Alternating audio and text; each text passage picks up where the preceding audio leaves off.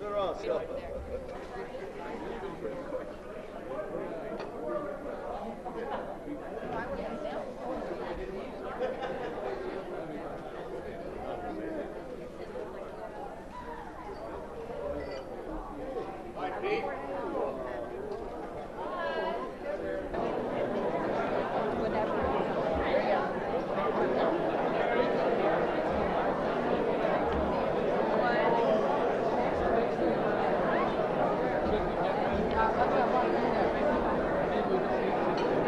I covered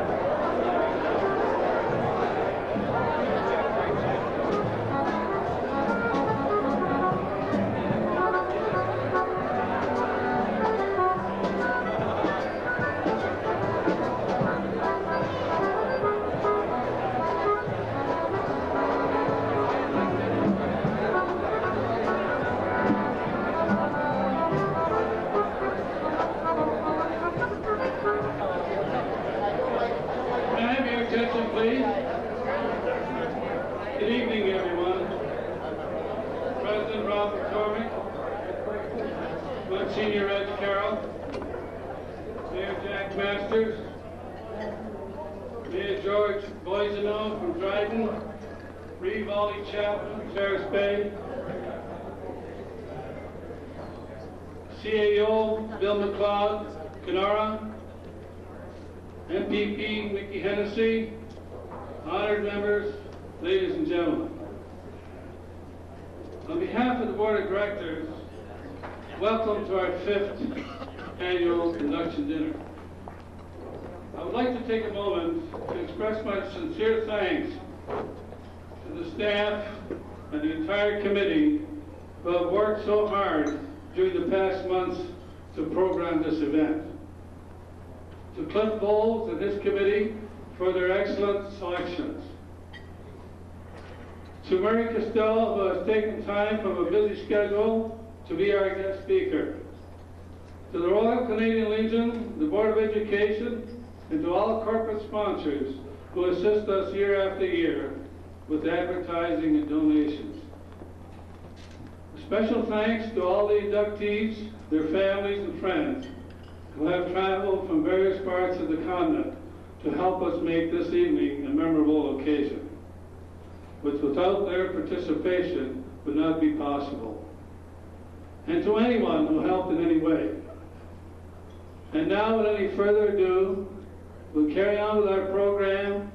I would like to call upon a gentleman who has contributed so much to so many community programs over the years, who will now conduct this event, your friend, my friend, Northwestern Ontario's gift to the stage, our talented Master of Ceremonies, Lloyd Gilbert. Let's give him a big round.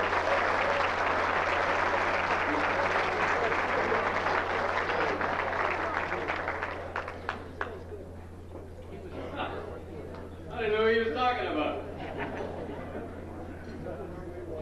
Thank you very much, Brad. I thought that I had retired from all this, and I guess I kind of wanted to quit and do nothing. But this guy and I go back so far.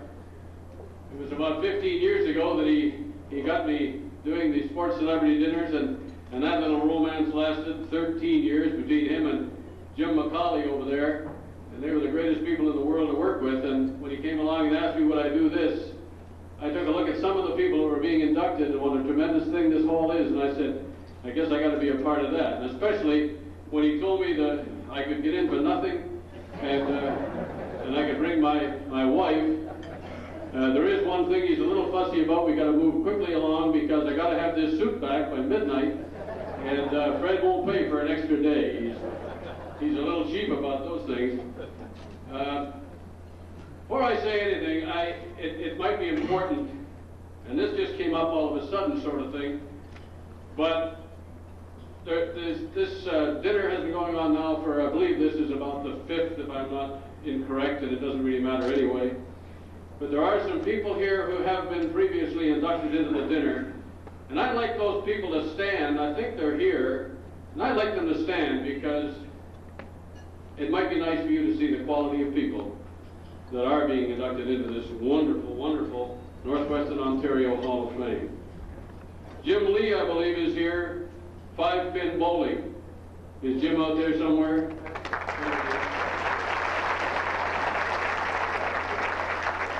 And I don't have to tell anybody anything about Edgar LaPrade. Where's Edgar? Down here. Holly Sutton for baseball and liquor stores.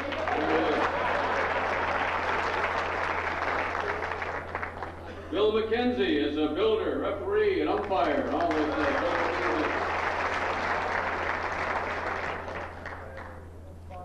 Bones McCormack. Does anybody know what TV stands for? Bones McCormack. Where's Bones? Right down there.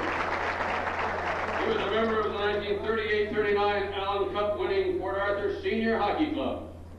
Hugh O'Leary. 38-39 Allen Cup. Is Hugh here? Hugh O'Leary? There he is. No, it isn't. No, it isn't. All right, who's fooling with me? That's for a Grover, I think. Thank you, Herb. Good move. Rob McCormack, no relation to the previous Bones McCormack. Member of the Fort William Redskins. Where's Rob? President of the... Rob is currently president of the Northwestern Ontario Hall of Fame, along with a whole bunch of other things which we may talk about later. Joe Greaves. Is Joe here? I don't know if Joe Greaves is here. He was inducted as a builder of sport. Penty Lund, of course, is right here. Penty Lund. And one of the most wonderful guys I've ever known, Nels Scavarelli, and I think Nels is right down there somewhere. There he is, Nels Scavarelli. Those are the kind of people that have been coming in. Tremendously talented, and whose credentials are beyond reproach. So thank you, Fred, for letting me be here tonight and be involved in this wonderful event. I did mention to you that about Rob McCormack, you will see.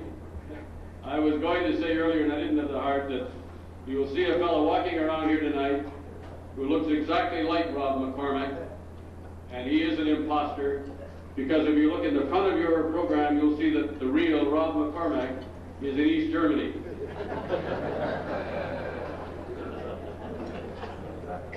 Ski. The fact is that something went a little wrong with all of the arrangements, and Rob is not leaving to represent, if I'm not mistaken, Canada, the United States, and Japan at the International Ski Federation seminar. Did I say that right, Rob? Isn't that tremendous? Hey, without any cue card. And he will be leaving about Wednesday of this week. So, great to have you here, Rob, and it really is Rob McCormack. Well, and crazy coincidence, Rob did ask me to tell you all that he is no relation to Bones McCormack. And it's interesting that Bones asked me to say exactly the same thing. Ladies and gentlemen, will you please rise and remain standing through a moment of silence? First, please join with Nancy MacLeod in the singing of our national anthem.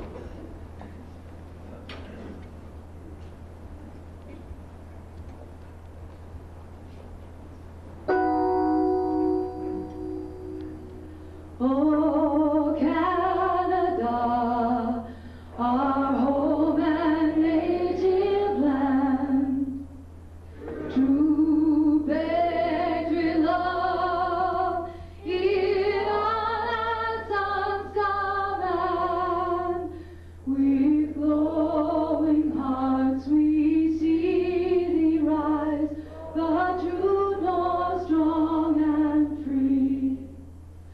From far and wide, oh Canada, we stand on guard for thee. God keep our land glorious and free. Oh Canada, we stand on guard for thee. Oh Canada, we stand on guard for thee.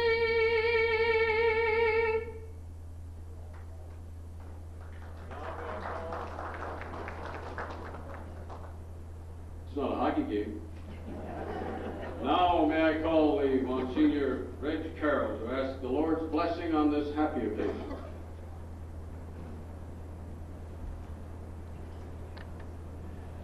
I would just like to say first, Lloyd was a little worried as to how I would make out tonight, so he offered to write the grace out for me, but I told him I've been memorizing it all day, so I think we should make out okay.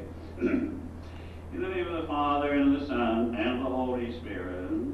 God our Father, first of all, we would like to thank you for for gathering us all here together this evening to renew old acquaintances, to reminisce, and of course in a very special way to pay tribute to those who have brought recognition to our area in the field of sport.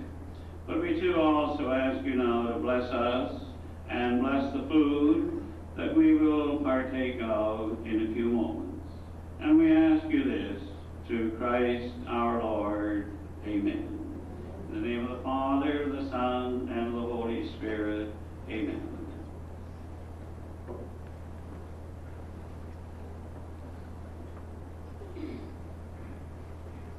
Reg, it occurs to me that while you had the big guy on the line there, you might have said something about that rotten weather today. But, doesn't matter. I'll hear it. It's okay. Fancy a pair like this, too. It seems to me you might have worn a tie.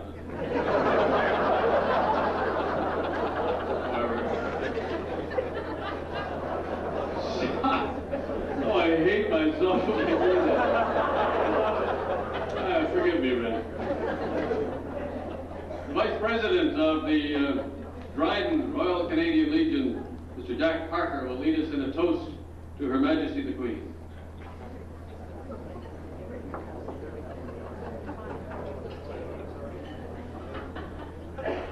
Honored guests, connoisseur, ladies and gentlemen, would you please join me with a toast to our Queen? The Queen!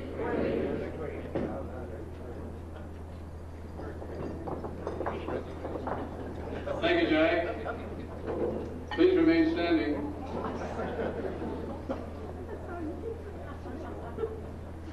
The universe continues to unfold, as indeed it must, and we're all subject to the passage of time and the fickleness of fate. And each year, a few faces are missing from the year before. Gone, we believe, to a better place. In their memory, we observe a moment of silent tribute and remembrance, a silent symbol of our commitment to the dedication that though they are gone, they will never be forgotten.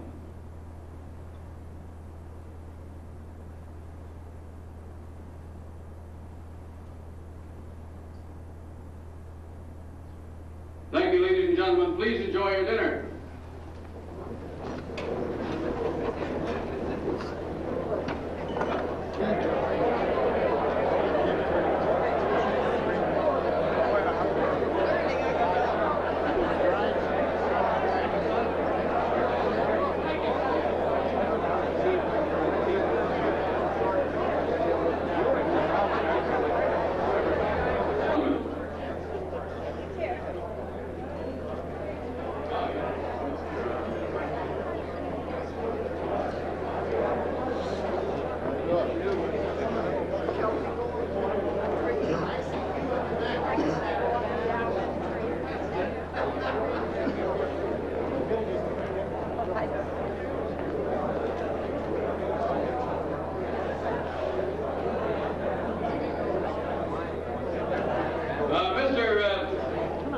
Mr. Dave Douglas of Burke's Jewelers gave us this beautifully wrapped box to give away as a door prize. Well, being the kind of a guy that I am, I couldn't stand it, so I opened it up. And inside is a beautiful Caravelle watch.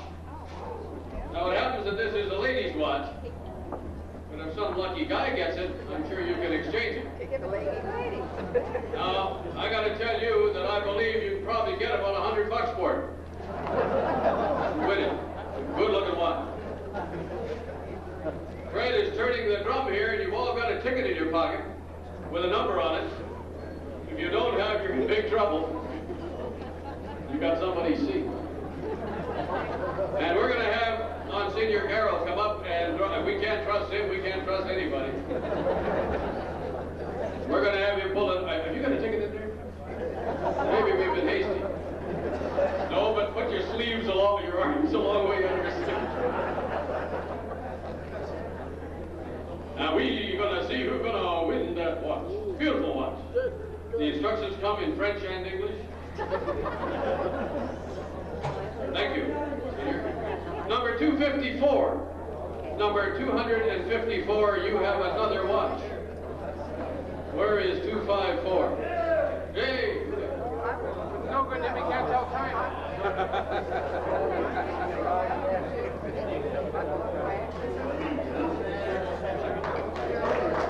Well, it's number... Oh! A lady.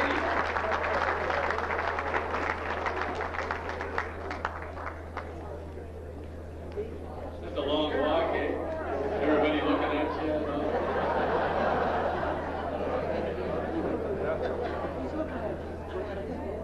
Now we have to audience. Now, we don't have a skill testing question, but you have to give the Master of Ceremonies a kiss.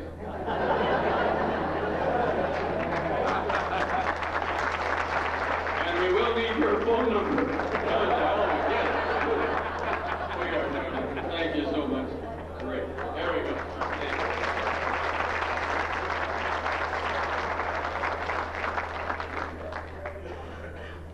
That's Carol Siciliano, David Siciliano's wife. Right there. She has a new watch.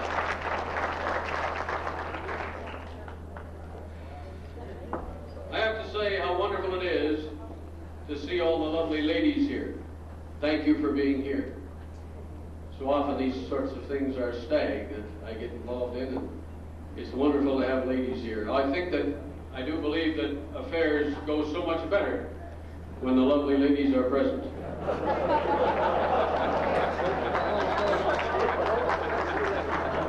Especially dances. I didn't even think about it. So thank you for being here. You adorn the place, believe me. It would be terribly important too, and I would not be so remiss as to forget those gentlemen and ladies of press, radio, and television who sit up all hours of the night so that you and I can read the scores.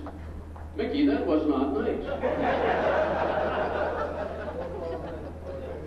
Mickey dozes off about 8. How would you know we're getting 6 up all night?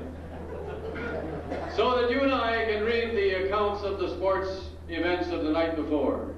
And they are indeed the people who... I only read the sport pages. I read that front page, it makes me sick. So I only read the sport pages. And thank you, gentlemen and ladies, for doing such a fabulous job. Again, can we have a hand for these people right here? Press, radio, and television.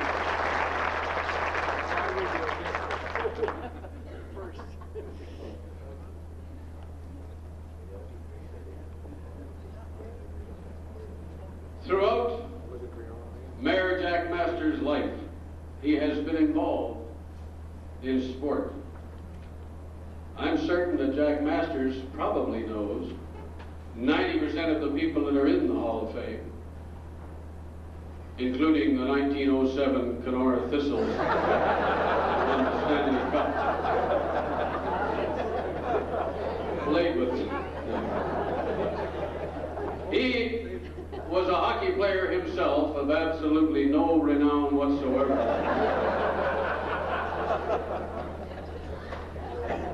He still plays in an old-timers league. They tell me he's a great stick handler, and that's what the people at City Hall say.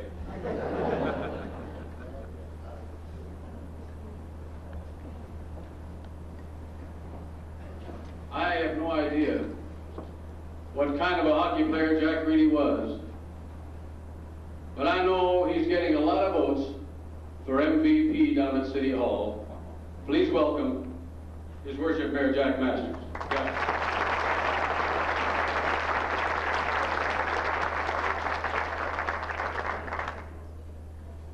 Thank you, Lloyd, and I want to especially thank Alderman Boschkoff and Alderman Timko for writing the first half of Lloyd's material. Your worships, my colleagues on council, Mickey, ladies and gentlemen, I'm more than pleased to be here tonight having had some involvements with the Northwestern Ontario Sports Hall of Fame in a peripheral way over the years, I have certainly become an admirer of what you have done and what you are doing. It's, among other things, a great chance for all of us to see people that we don't often have a chance to see and wish we could see more of. I talked to Fred Page tonight, for instance, and I said, Fred, when we went through the hockey battles, I said, I think that was really the hard part of politics. This part of politics is a lot easier. And I want to commend the people who have organized this. Joe Greaves, who really got things going. Rob McCormick, you and your directors have again this year done marvelous things. I'm glad, Lawrence Timko, that you're a part of that action. Ladies and gentlemen, I want to congratulate those who will be recognized tonight and those who have been recognized in the past. It's only fitting that we here in Northwestern Ontario, who have produced so many athletes that have meant so much to us and to Canada, should find a place of recognition. The Sports Hall of Fame has done it. The citizens of Thunder Bay salute you. Thank you.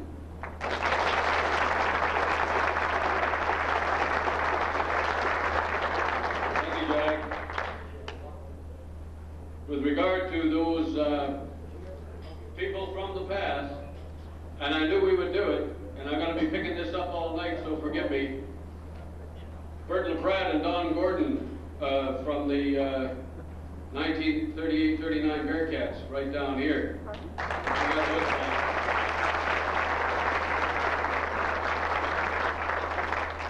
Sorry, guys. Everybody knows how great you were, too, I'll tell you.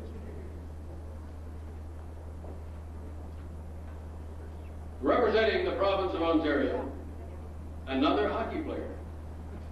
How about that? He was a coach. I don't really know if he ever played a lot of hockey. For about 15 years with the old Fort William Canadians. He won his league 10 times, won the championship 7 times. He was a great coach. What a lot of us don't know is that Mickey Hennessy was a fighter. In 223 fights, he lost 13 times. Some of those fights were in the ring.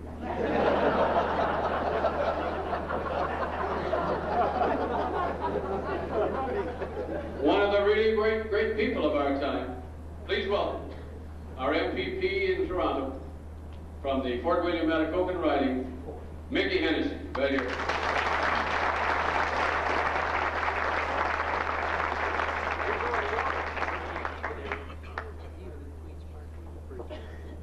Thank you very much, Mr. Chairman.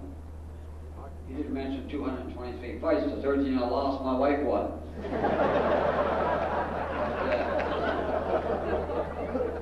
Nevertheless, it's very, very heartwarming to be here. And as I came in, somebody mentioned, or I was talking, I think Larry Hebert again, and they were talking about Lloyd Gilbert. One guy said he does a hell of a lot of work. So the guy said, the work of 2 men. One guy in the back said, yeah, Laurel and Hardy. But, I'm very pleased and honored to be here on behalf of the legislature and participating in sports myself. I enjoyed it very, very much, and I think that the association with meeting people who are competitors and teammates and rivals throughout the many years, you sort of grow a bond between one another. When you see something like that, it's like a long-lost relative that owes you money. And you're glad to see those people, though we change in years.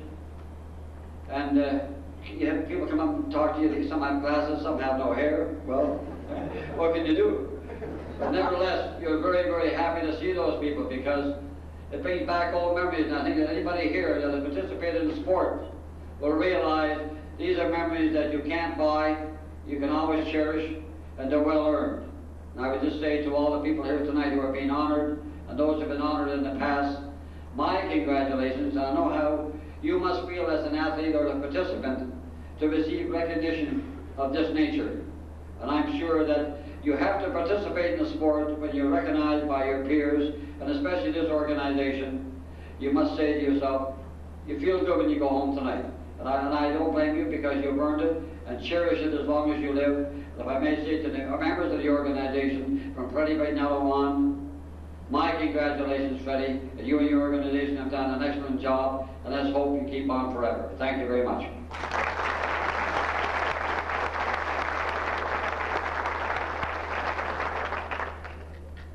Thank you, Mick.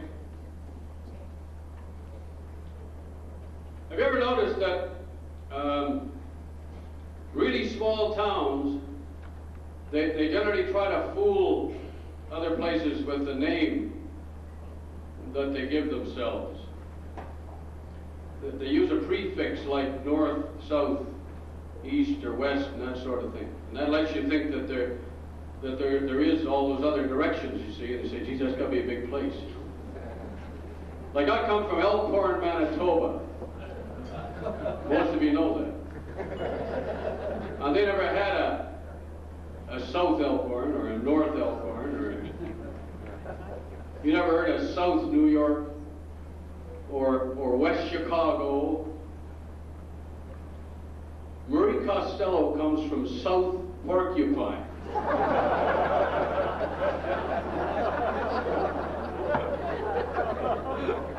You got to think of it. You ever heard of North Porcupine? West Porcupine? East Porcupine? Well, I tell you, there's no such place as those other directions. I'm going to say Porcupine. Murray Costello was a hockey player, and he was a good hockey player. He played college hockey at St. Michael's, that famous college. He played in the NHL with Boston, Chicago, and Detroit. One of his great claims to fame is that he played on the same line with Gordie Howe at Detroit. But he probably made a bigger mark in hockey after he left the ice. He was on the executive of the old professional Western Hockey League for 12 years. He's been president of the Canadian Amateur Hockey Association since 1979. And does this guy have a successful family? He himself has a law degree. His wife is currently taking a master's degree in administration at the University of Ottawa. And of their 6 children, 5 of them are in university. It's a privilege for me to introduce and join with you in a Thunder Bay welcome to the president of the CAHA, Mr. Murray Costello, right down there.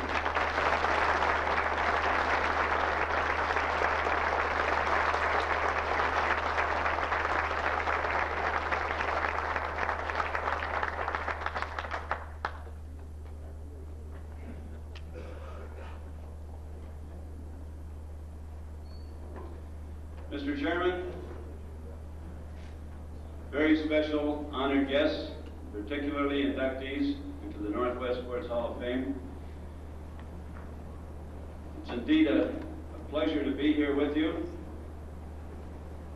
I'd like to thank the MC, Mr. Gilbert, for that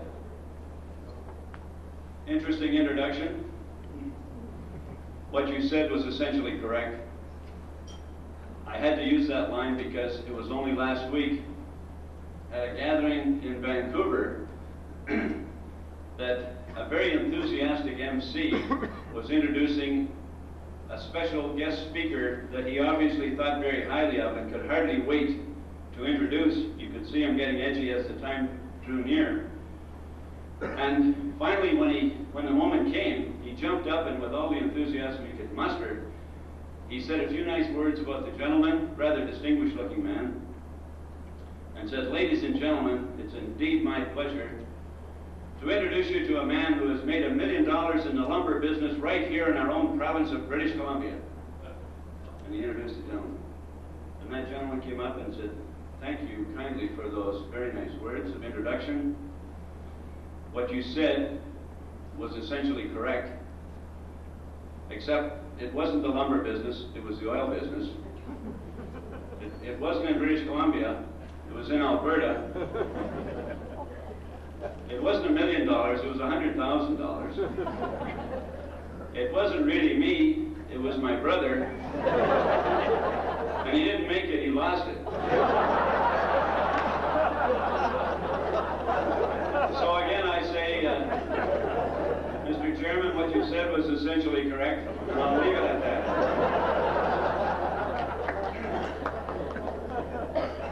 It's that time of year again, ladies and gentlemen, the fall of the year, getting kind of cool again. Even in Ottawa, where I left this morning coming here, you could sense it was cooler. In fact, you could tell very easily because Michael Willson was walking around Parliament Hill with his hands in his own pockets.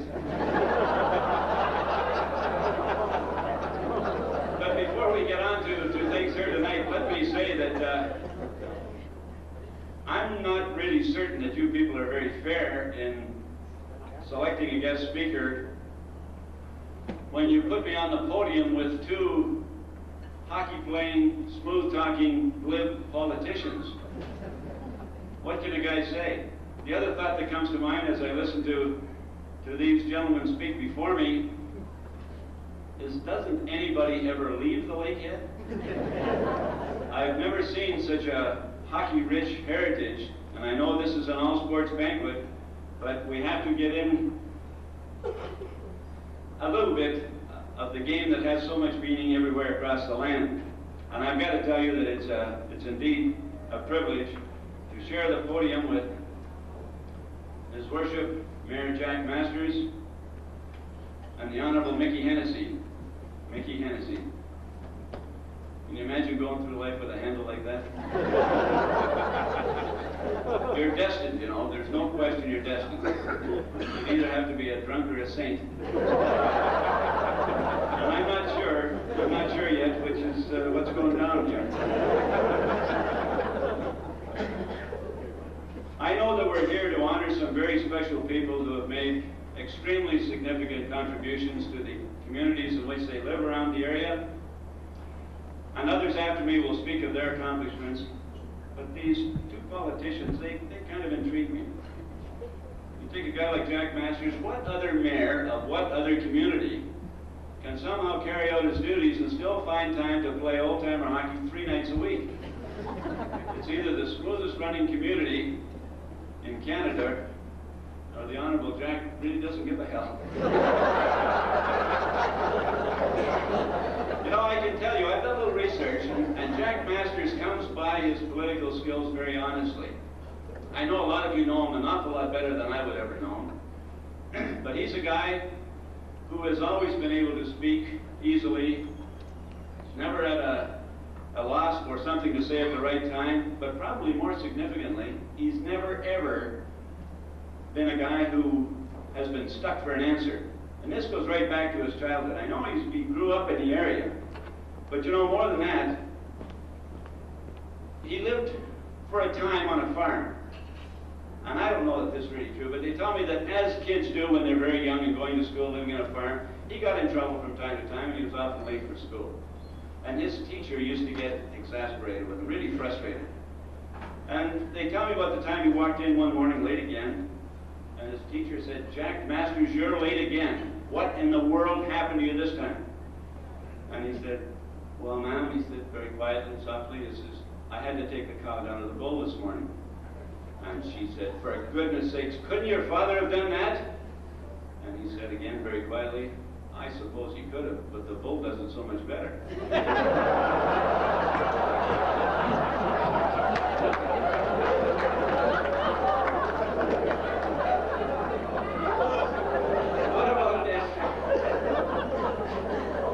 What about this Mickey Hennessy, though? A hockey coach of renown, a guy, one of the few maybe around, who's really not a native here. Mickey started it all in Montreal, of all places, that little Irish community in Montreal. It took some time to look into that background, you know. You talk about Mickey's 223 or 236 bouts. In boxing, only 13 losses. You wonder how a guy his size, you know, could be that effective. But you know, the thing that a lot of people don't realize back in those days, Mickey came from very humble and poor origins. Down in the waterfront there in Montreal, it wasn't easy when he came up. In fact, he had a big family there. Most all of his clothes were bought from the neighborhood services or the Army-Navy surplus store when it started. And for the first 3 years of grade school, he left the home dressed as a Japanese admiral.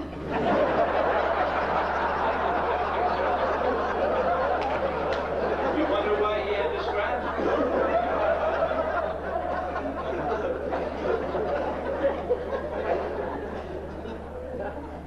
But the biggest miracle of all when you consider Mickey Hennessy is he escaped the curse of the spirit. That's something that hits Irishmen along the way. In fact, it's been said along the way, you know, that the drink was created to prevent the Irish from taking over the world. And Mickey has a lot of friends and relatives who are kind of living proof that that ploy is working. A lot of them suffer from that old tavern arthritis. You know how it is. You get stiff in a different joint every night. There are all kinds of those stories that go with the Irish and their drinking, all, you know, but one of Mickey's closest friends, Pat Murphy, he was a guy that kind of overdid it from time to time, and he'd get a real snootful. And when the night was over and they had to lock the doors, they kind of shuffled him to the door and got him outside and then just locked him and left him there. And of course he had to get home as best he could. And one night after having done that, he started the long trek home as best he could, and as happenstance would have it, he had one foot on the curb and the other in the gutter. And do you know that he walked about 2.5 blocks this way before the big cop on the other side of the street watched him coming and crossed over and said, "Hey, fella, you're drunk." And Murphy looked up at him and said, "Thanks be to God, officer, I thought I was crippled."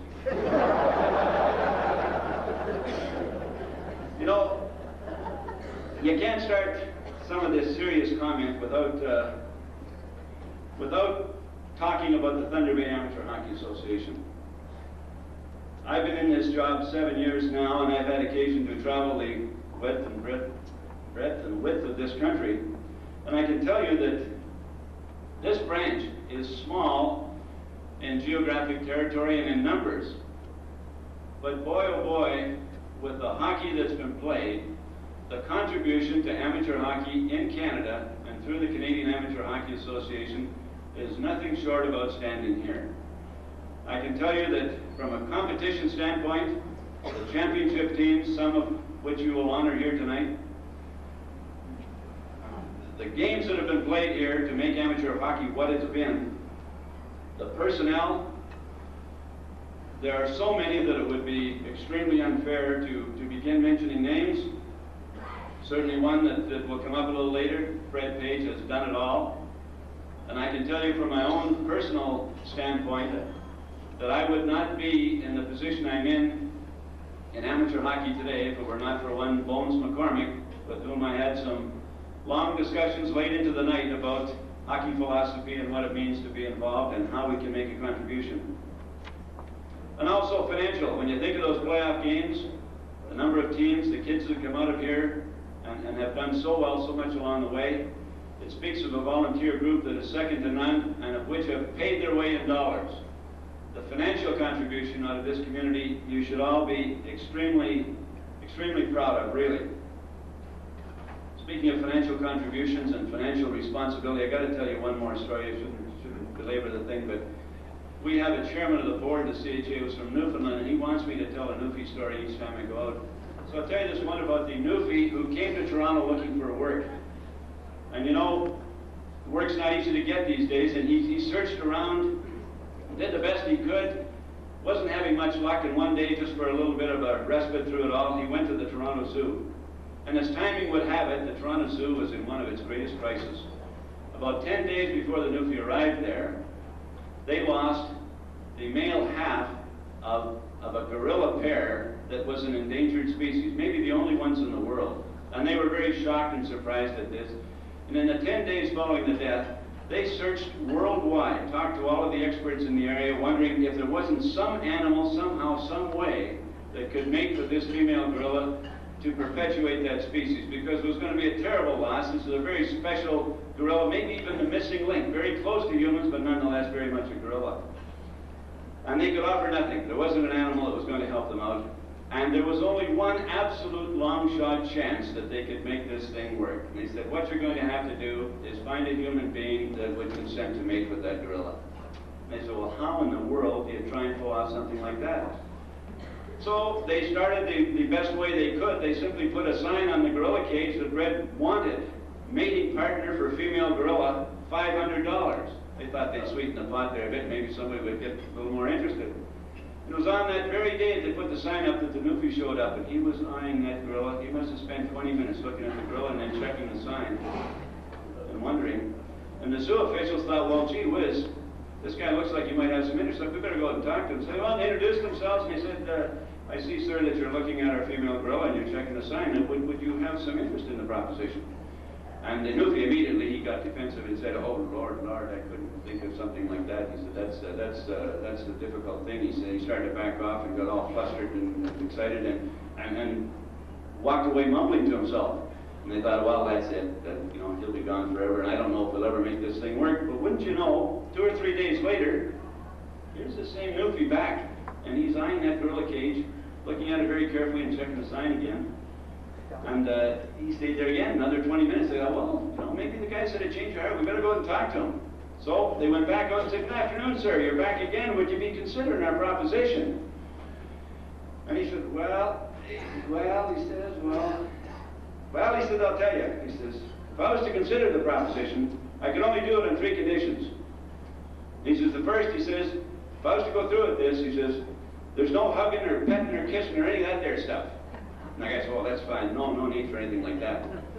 And he said, secondly, he said, if the whole thing worked and there was offspring, he said, you got to promise me right now that you raise cat-like. And thirdly, he said, what's your third proposition? The guy, he was a little embarrassed at this point. He said, well, he said, if I'm going to do this thing, he says, you're going to have to adjust the price down because the wife and I, the best we can scrape together is $400.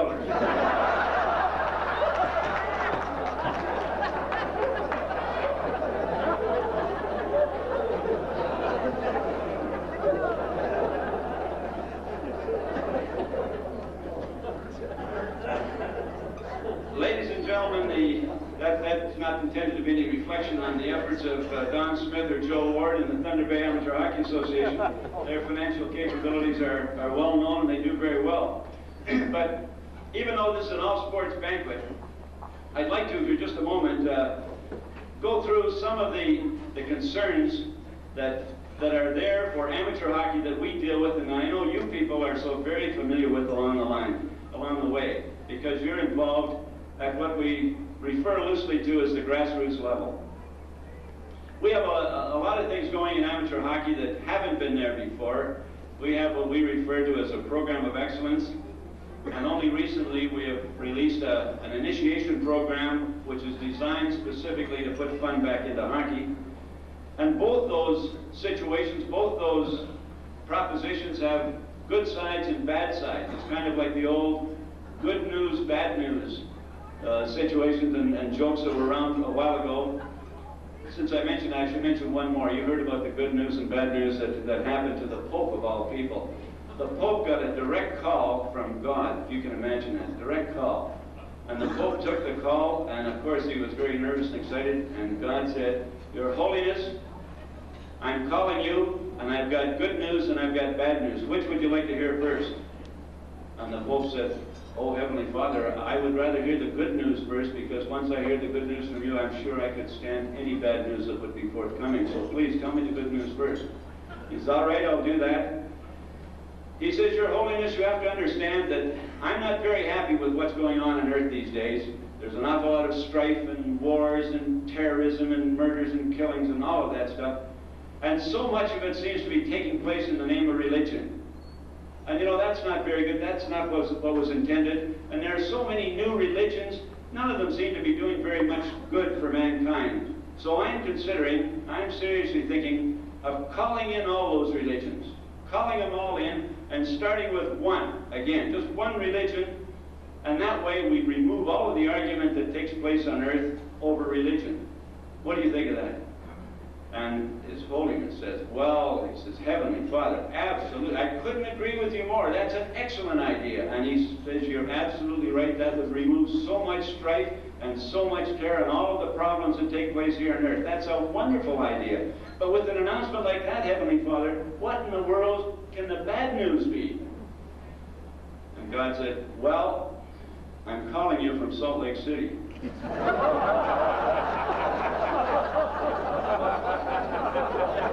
I've seen your Carol, take her.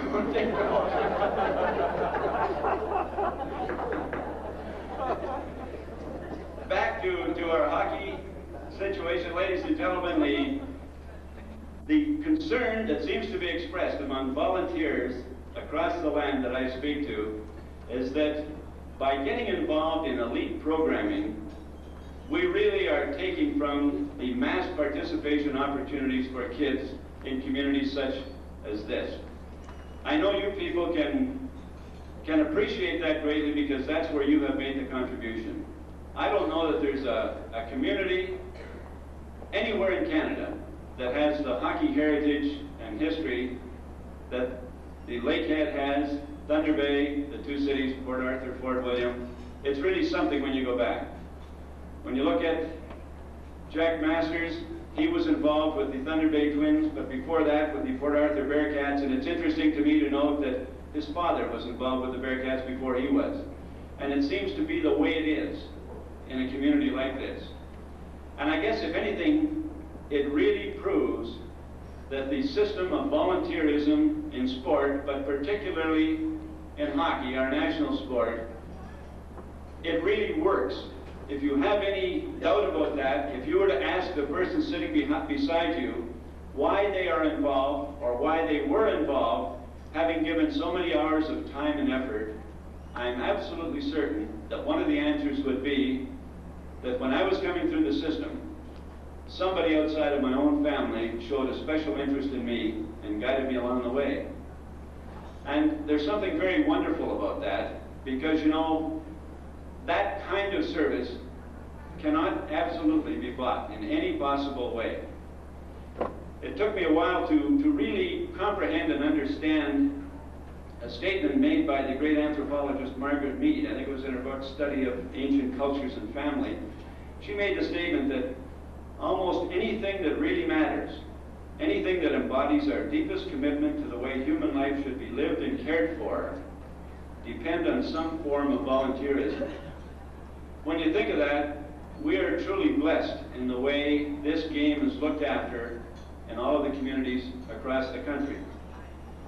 You really do a wonderful job, and even though we struggle with the concerns we have, and when I say that, we're struggling at both ends of the spectrum, because with the program of excellence, we would not be in elitism through that program had it not been for the fact that governments, both federal and provincial, established their own criteria for excellence by coming up with a best ever program. When they establish a best ever program, that's exactly what is meant by it. And of course, the funding that we get to initiate seed programs is funding to come up with the very best. Consequently, we have been trying to give the more gifted players experience in international competition before they reach the real heavy competition, so that the frustrations that some of our best players have experienced in the past when they go before the world stage in international play will not be there for them. And you know, the interesting thing is, it really works. If I've been impressed with anything, I've been impressed with the fact that when these kids have come together on national teams and have been told in only 3 practices that if you're going to take penalties, you're not going to play because we simply cannot defend against European power plays. And kids like Wendell Clark immediately had the stick out of the play. They played the game cleanly, and it was the European players, if you can imagine this, European teams and even the Russians that were taking the retaliation penalties by smacking them over the helmet, because I don't want to leave you with the impression that it becomes purely an artistic game, that Canada plays the same tenacious, aggressive, Canadian style of play but keeping the stick out of the darn thing and going right through the numbers. And a guy like Wendell Clark laid checks in Finland against the Soviets that would really make your head spin. It certainly made their head spin, and he hardly took a penalty while he was there. The point of it all being that the kids will respond to discipline, and somehow, some way, we have to bring that about to get the game back to the point where it's played within the rules as the rules are written. I don't know what it is about our game or what it is about Canada and Canadians, but somehow, some way, we lack confidence in this truly wonderful product that is so well accepted in all parts of the hockey playing world, that we feel that the game unto itself is not enough, not good enough. We have to embellish it with intimidation and some goon tactics. And believe me, we just take from it. Somehow, some way, we've got to come back to playing it with the artistry and finesse that was prevalent in the days that we truly had heroes that we admired.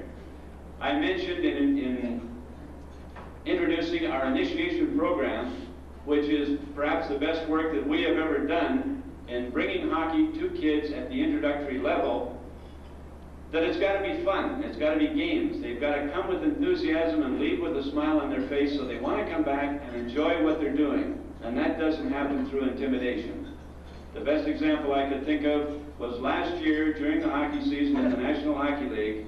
A player by the name of Mats Naslund got 3 standing ovations in Montreal Forum.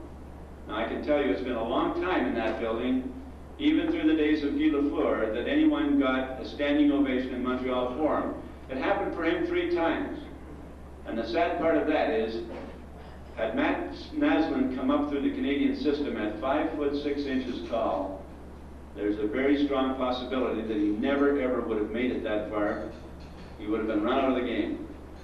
And when you look at people right in this room, Edgar LaPrade, when I think of Max Bentley, the slight stature of these people, and yet the true joy that they brought both to those playing with and against them and the spectators who watched the game, why in the world are we letting it degrade to the lowest common denominator of talent on the ice? The significant thing to me is that any changes in this game of hockey over the past 50 years have all come from the bottom up and nothing from the top down. And I guess that's never going to change, because at the top they are marketing entertainment and they will market whatever sells. But it does make it tough for us to have the kids play within the rules and sustain that and make it work. I think that Don Smith and Joe Ward, people like Bones McCormick and Fred Page who have gone before them, have done a good job in doing that in this area, even though you have a few of your colorful characters that have come out of this area. But nonetheless, you have an understanding of what's needed. And I think somehow, some way, together, by putting fun back in at the introductory level and playing within the rules, we can make it a better game and a better experience for all of the youngsters. We really have the gun to our head in doing that now. Because of the insurance crisis in the country, we are now self-insured. So we cannot afford to have the serious accidents, and we are really going to come down hard on the officiating staffs at all levels to make certain that they call those rules so that we will not have these serious type injuries. If I could say one thing to you, in talking to you as volunteers, and I'm sure I just have the feeling that everybody here has somehow, some way volunteered to our great game and made a contribution that has had meaning. It's my experience in talking to people that you are far, far too harsh on your judgments of yourselves as volunteers. This is true right across Canada. I think it must be doubly true in a community like this. Too often I hear volunteers judging their contribution, their success or failure as to what they gave to the game by reason of the success of those few players who make a career in the game at the National League level. I think that's extremely unfair, because the Edgar LaPrades, the Alec Delvecchios, the Gary Bergmans, they probably would have made it anyway on the God-given talent handed to them and their own desire and tenacity in wanting to play the game. I honestly feel that where you should really be pleased with yourselves and measure your contribution is for those kids who never make it. Because you see, of some 500,000 kids who lace on a pair of skates in any given season, far less than 1% ever reach the point of earning a living from the game. Your contribution is to those 99% who are really nothing more than good, honest, forthright citizens by reason of having the experience. And the fact that you are sitting beside people who made that contribution because somebody made it for them is really what makes it all work.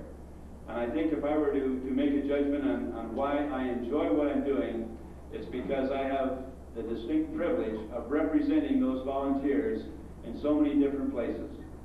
I can tell you, if I had time here, I could tell you stories where it is so deep in feeling and pride to be a Canadian because of the way Canadians handle themselves internationally and the way Canadians are accepted in this great game of ours.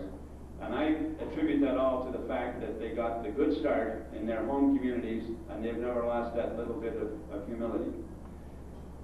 I'd like to offer a special congratulations to all of the people who are going to be specially inducted into the Northwest Sports Hall of Fame.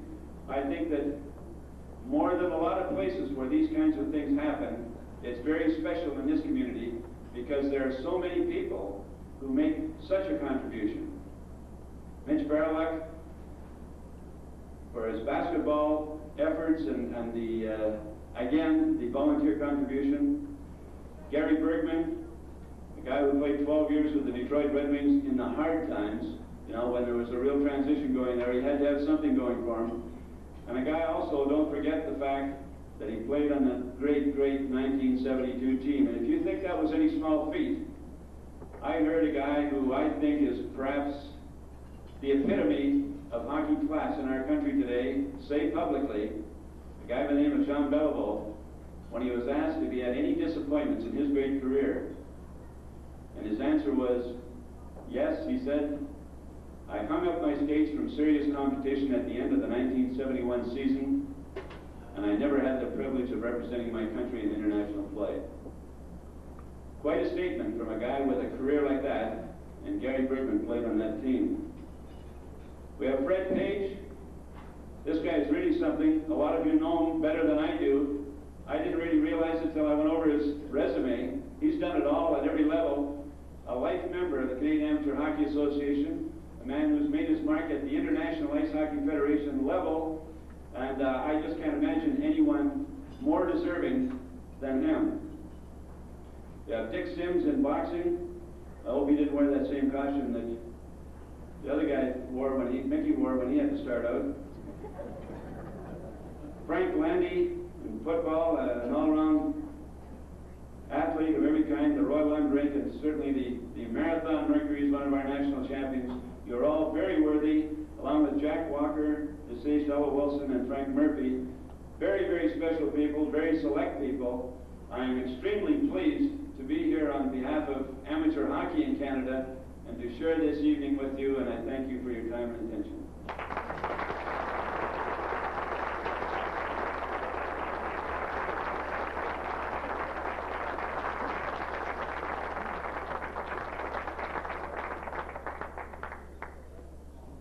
Thank you, Murray. He's tall. There we are.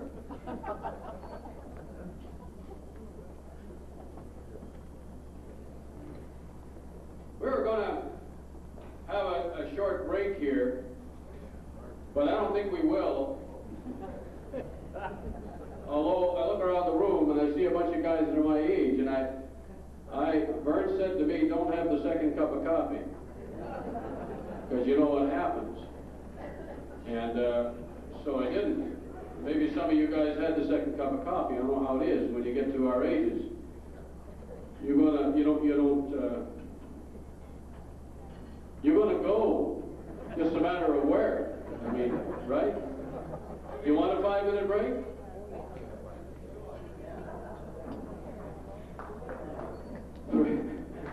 Fred is jumping up and down here saying, please.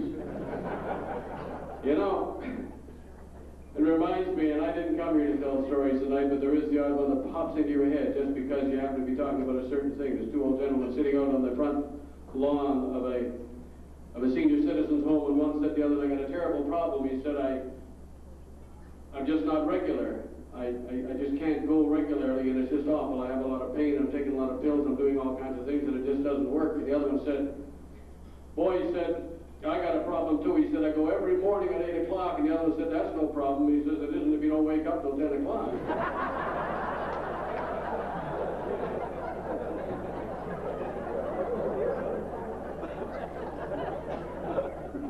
So let's have a 5-minute break. Please be back as quick as you can, because we've got a lot of great things to do here. We want to start real sudden. Thank you. I think most of you know, and if you don't know, then I'm proud and pleased to tell you this, that it indeed was the Joint Royal Canadian Legion branches here in Thunder Bay who, a long time ago, dreamed up the Northwestern Ontario Sports Hall of Fame. And they've backed it over a lot of years with many thousands of dollars. Indeed, it has been the history of the Legions here in Thunder Bay to back sport at every level and with all kinds of money.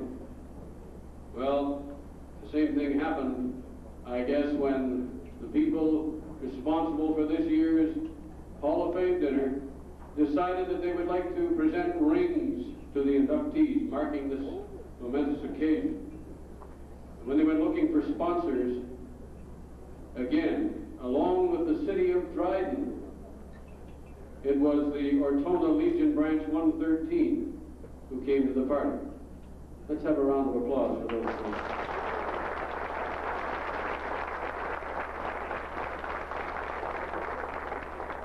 At this time, and these money things do have to happen, and because we don't want George to get out of town or anything, I'm going to ask Mayor George Boiseau and the president of the Mayor of Dryden and the president of the Ortona Legion Branch 113, Mr. John Baryluk, to come to the end of the runway.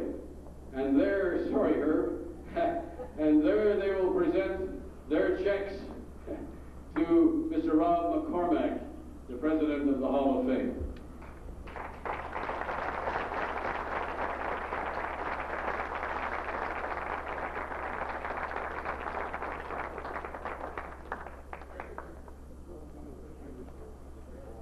Don't take visa, right?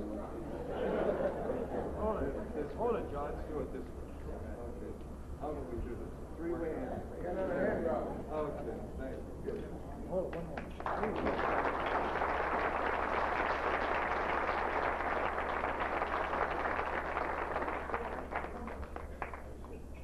Rob, I'm sure you'd like to come up and say a few words of appreciation to those gentlemen. Ladies and gentlemen, Rob McCormack, president of the Hall of Fame, among other things.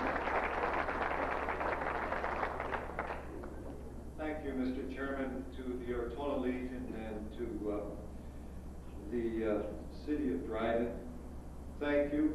This goes a long way to starting and developing something we tried in the first dinner that we held, where we thought we could present rings, but we found the cost was too much for us to absorb at that time. It's been a dream of Fred's to have rings as a presentation at this dinner. I'd like to thank you for allowing that to happen. Next year, I will be there or somebody else. Please come.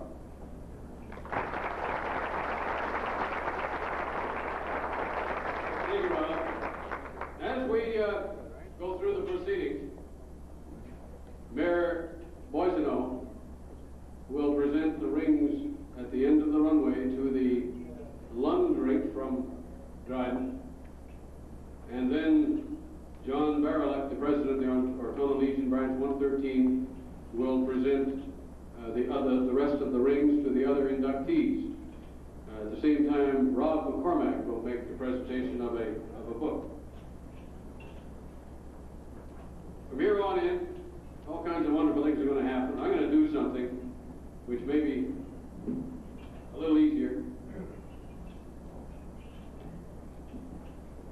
I'm going to walk down here, if I can do it without killing myself or killing somebody, to show you what's going to happen. This is where things get to be really tremendous, in my opinion. Thank you, Bill. As each of these inductees are called, they're going to come up here to this point. And at this point, they'll be presented with one of these beautiful rings that I'm wearing, and I promise to give it back. It says on it, 1986 Northwestern Ontario Sports Hall of Fame. There aren't a whole bunch of them around, I'll tell you that. They're also going to get one of these books. It's a citation, if you will. It's a replica of what will be up here on the stage. And after they get that, and I guess maybe, if I can just for a moment, let's think about this. All kinds of us, I suppose, have won awards over the years of one kind or another. Maybe even a ring once in a while. Certainly we haven't won one that says Sports Hall of Fame on it. But you know, they're going to start to walk up here. And as they start to walk up here, that's when you and I are going to realize what this is really all about. Because you know, all of our lives we've heard these expressions, fame is fleeting, how soon they forget. And we've heard people talk about, I was there. I was there when he made that last shot. He took about a foot of ice, made a clean pass out. Somebody else says, you dummy, it was a draw to the 4 foot. And we forget. Well, tonight, a grateful community, and that includes all of Northwestern Ontario, is saying, nah, we don't ever want to forget. We don't ever want to forget the excitement, the cheers, the drama, the tears, all of the things that went with those wonderful things that you did that put you here. My golly, think about it. Is there anybody here who can remember my sports achievements? Thank you, Bill. I've even forgotten them myself. Well, that isn't going to happen. And there's the personal aspect of the whole thing. We want to know, we want to be able to say that I know those people. They're in the Hall of Fame, and I know them. Do you know that, believe this or not, I curled one game at third for Bill Tetley 100 years ago. No one ever knows that it was only one game, because I say things like, I used to curl with Bill Tetley.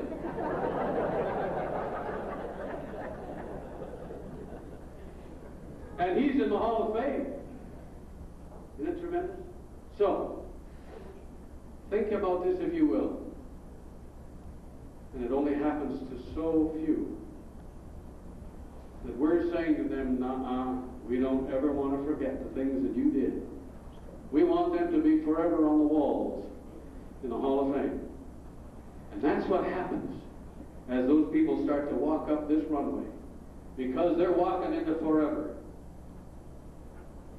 Think about it, you guys that are coming in here, and you ladies. 150 years from now, your children's grandchildren will say, it's on the wall in the Hall of Fame. Long after all of us are gone, and indeed we will be, they'll remember the things that you did. Welcome to forever when you get up here. Down there, Diane Emery and Diane Kibuk will escort you when your name is called up to that point. When you get up here, Tracy Jollicoeur and Monica Vitasari will meet you and take you to your place. And behind here, when they pull this curtain, is the replica of this book and your credentials to be on the Hall of Fame walls forever. So, to me, that must be the most emotional thing that I can think of. Well, let's start.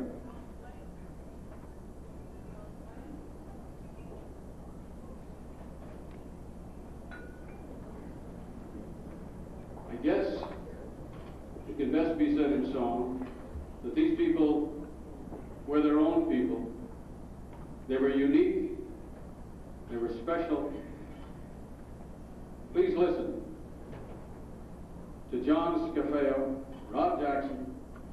Slongo and the voice of Nancy McLeod, they did it their way.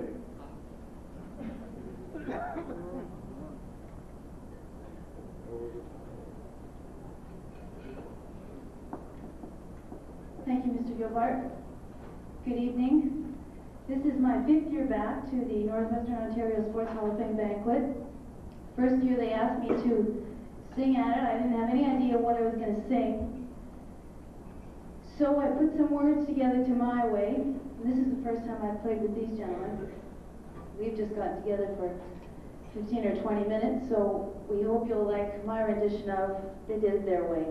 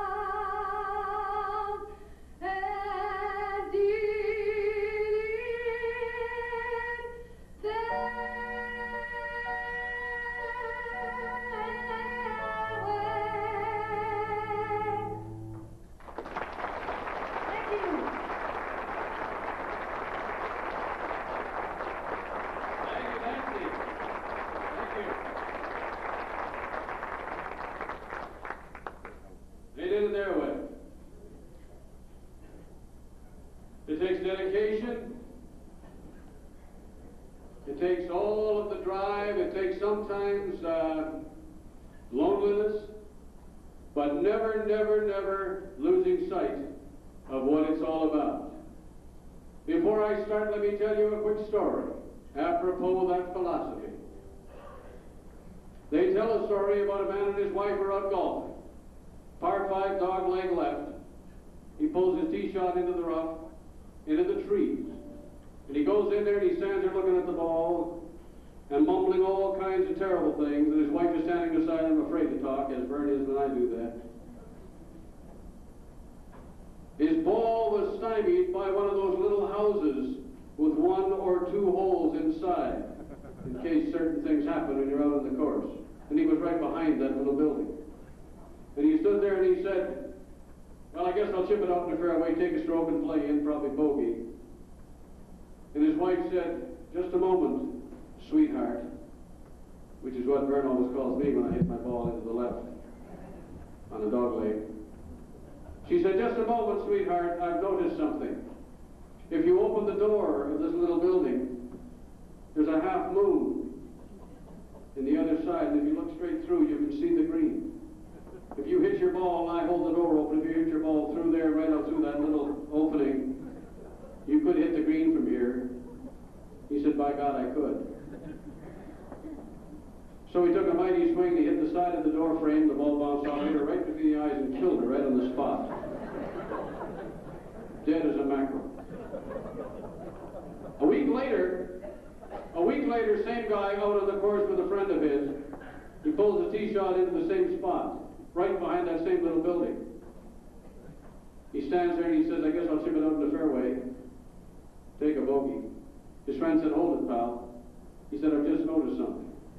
He said, if I hold the door open, there's a little half moon in the back.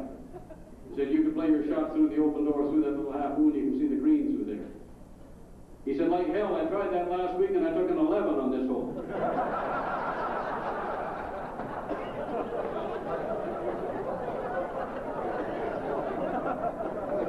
Just in case we were getting too tight. The newspapers have been carrying daily detailed accounts of the sports achievements of tonight's inductees and doing a fabulous job of it, I might add. I sincerely hope you've read them. They're worth keeping. They're testimonial to the credentials that qualify this group to live forever in our memories through the Northwestern Ontario Sports Hall of Fame. For me to go into complete details tonight would mean we'd be here for breakfast. But I'll touch somewhat briefly on their fabulous careers by way of introduction.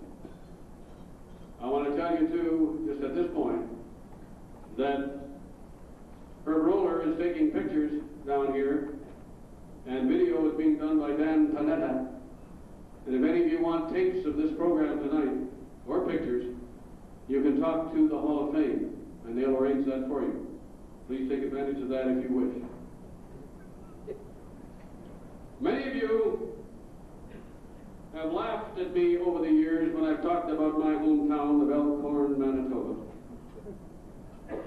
There really is an Elkhorn, Manitoba, and I do come from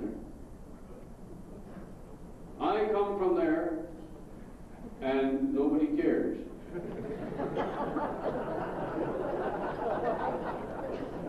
Roy Lund comes from Elkhorn, Manitoba, and everybody cares. There's a sign on the #1 highway on each side of Elkhorn that makes those signs about 150 feet apart.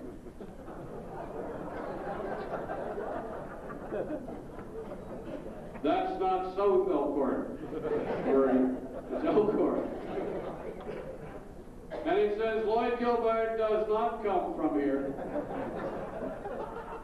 And now they've painted underneath, but Roy Lund does. This got it ready. Roy Lund and his rink come from Dryden. They still curl together in competition. In 1978, they represented Northwestern and Northern Ontario in the Seagram Mixed National Championships, and they finished 4th. I guess that angered Roy and his gang because they came back the next year, 1979, and again represented Northwestern and Northern Ontario. 10 wins and 2 losses and a playoff win over Ontario, and they won the Seagram Canadian Mixed Championship. Marcia Kerr was at lead. She's now Marcia Apland. I guess if you curl with a guy long enough, teach him how to sweep, you start to like him, eh, Marcia? Ron Apland at 2nd, Nancy Lund at 3rd, Roy Lund at skip. From Dryden, in the Dryden Curling Club, please welcome into the Hall of Fame, the Roy Lund Rink from Dryden.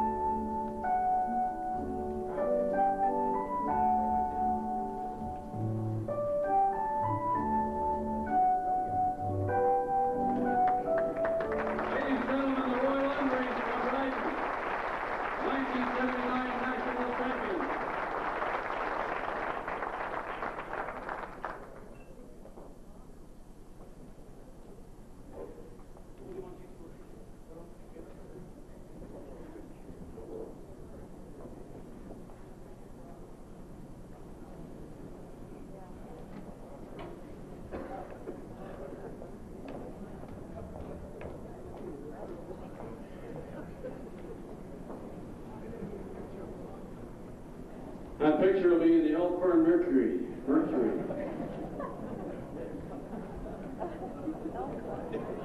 He worked there. I never knew that one. I didn't know anybody worked there.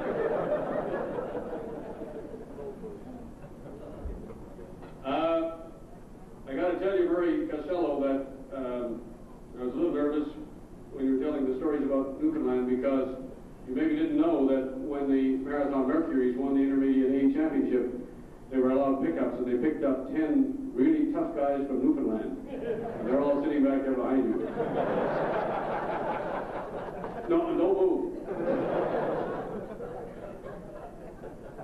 Imagine, if you will, the excitement that must have pervaded the town of Marathon the whole winter of 1961 and 62, as they realized that their beloved Mercuries may be a team of destiny. A team of destiny they appeared to be. After defeating the Nippigan Flyers in 6 games, they defeated the always great Fort Francis Canadians in 5 games, the Prince Albert Annabets in 5 games.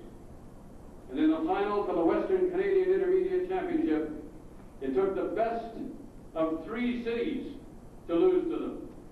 They defeated the Penticton, Kelowna, Summerland, British Columbia, Twin City Max. Their sweaters had to come down to their ankles just to get their names on them. Right?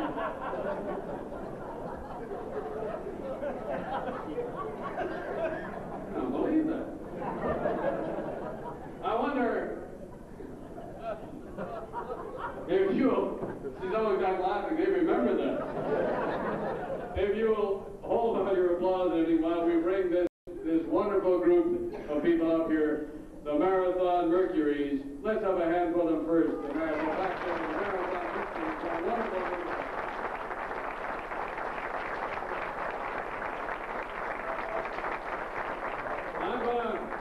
I'm going to read your names, fellas. This could take about an hour and a half here. Nobody won. There was about 89 players. Bob Allen.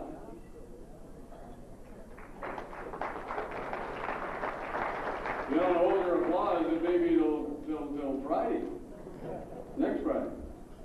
Cy Brassard. Cy Brassard. We got to get roller skates for Diane. Look this way, Tom. Oh, you guys certainly got out of shape since you were playing.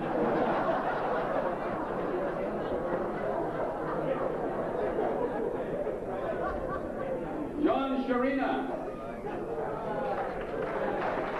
Hey.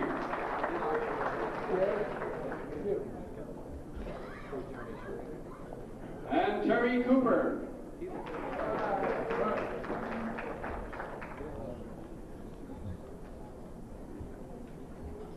Ike Eisenstadt. What's this way, John? Ike was a pickup from the Fort Francis Canadians.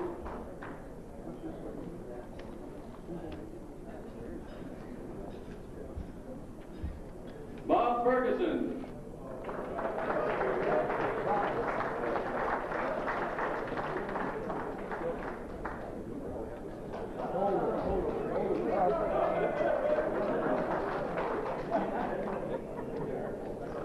Jack Henderson.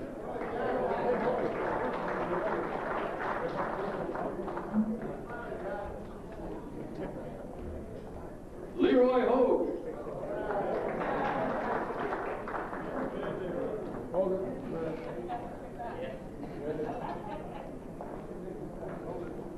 Arnold Jurgensen.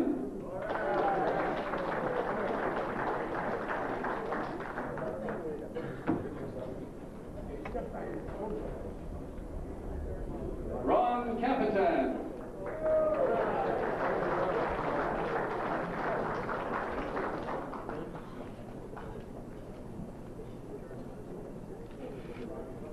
Doc Kuko.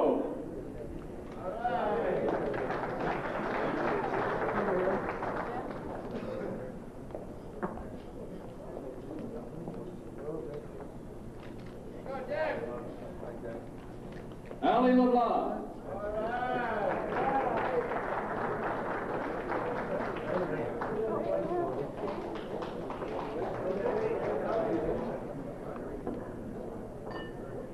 Ralph LeBlanc.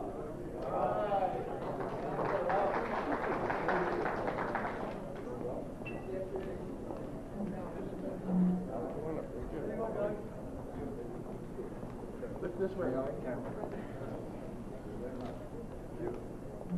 Danny Moon.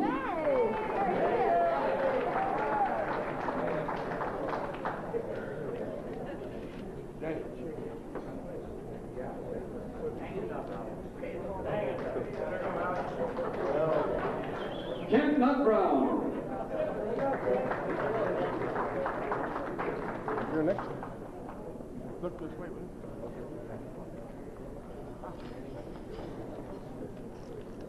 One more. Marvin Osbar.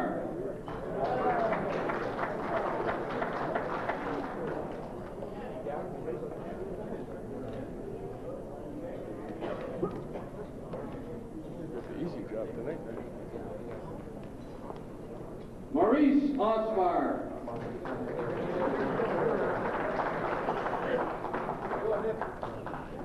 There you go, Dipper!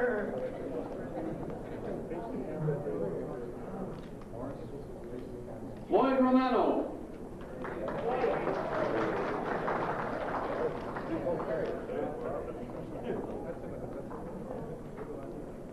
I think we should have a hand for Diane. She's logging more ice time than these guys did in the whole series. Up and down the floor there. Al Zahodnik.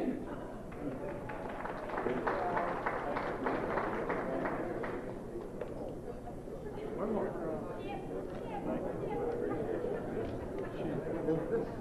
Ed Boland was the coach of that wonderful team, but he can't be here. His son Rich is taking his place. Rich Boland.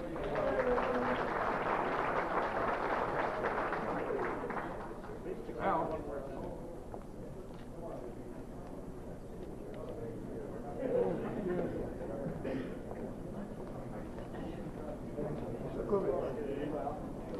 Peter Amadeo was a star on that team, and he is deceased, and he is represented here tonight by his wife, Dolly Amadeo.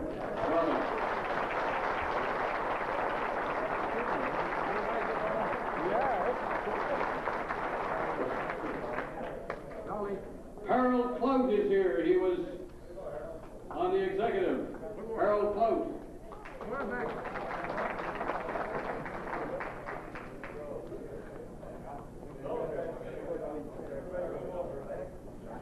I must mention, and I think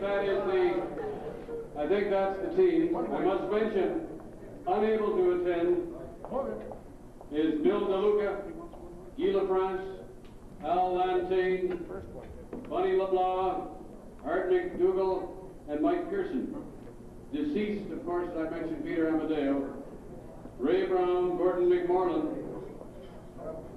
Roy Broom and Ted Tilbury, and Peter Herchuk and Jay Waghorn are unable to be here. Please welcome to Thunder Bay and applaud 1961-62 Intermediate Hockey Champion, the Marathon Mercury, right there.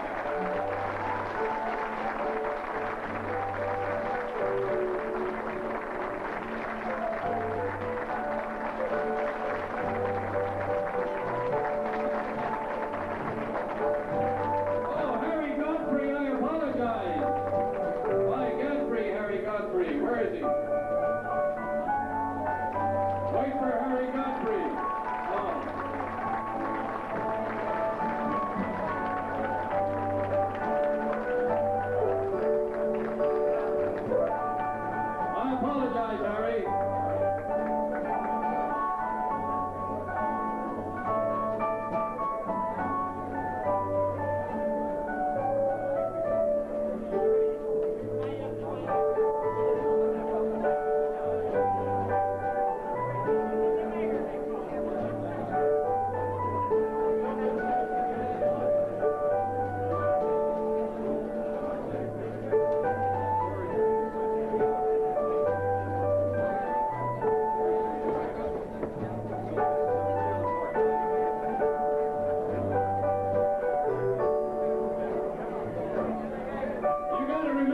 that when you're looking at these guys, that it was 25 years ago, you know, that this happened.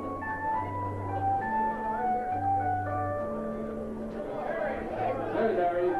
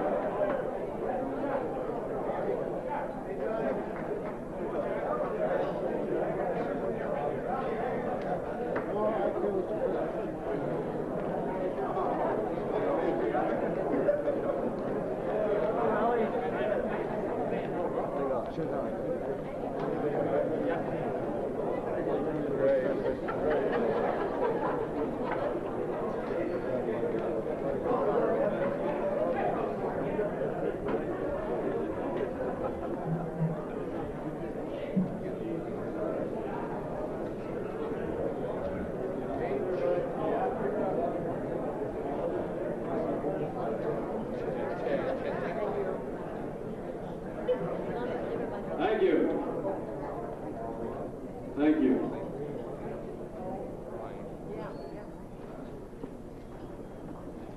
Bill Tetley, with various rinks, among them powerhouse mixed rinks, probably played a greater part than any other individual in bringing continuing curling respectability to Northwestern Ontario. We wept as he narrowly missed the Brier Championship in 1971. But the rink that we welcomed to the hall tonight made our dreams come true in 1975. It wasn't easy. He had ups and downs. Tom Todd took ill. I'll never forget Bill Tetley coming to me, begging me to curl third for him on that championship ring. When I refused, and I refused on what I thought were proper grounds, I said, Bill, think of the second guessing that'll take place. Everybody will wonder why I'm not skipping. He said, who else is there, he said, groveling. I said, Bill, there's a kid named Ricky Lang. I've taught him everything I know. Who the hell writes this stuff? I said, he isn't me, but then who is?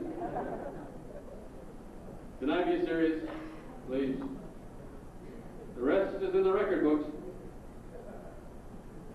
The Tetley rink played and acted like the champions they became, and the ambassadors for Northwestern Ontario that they had always been.